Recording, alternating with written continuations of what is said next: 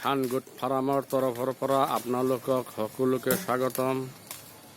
মোৰ বিটেলবিলাকে গামাৰি পাত খাই আছে। চাওক, এইবিলাক অৰিজিনেল কোৱালিটিৰ বিটেল, পাঞ্জাৱ বিটেল বুলি কোৱা হয়।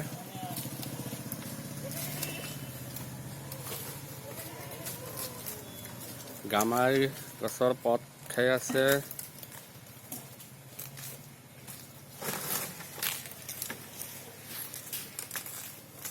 কি ধুনীয়াকে খাইছে। চাওক,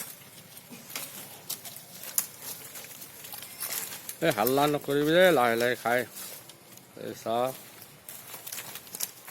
অৰিজিনেল বিটেল, চকু বগা, একেবাৰে বগা। চাওক,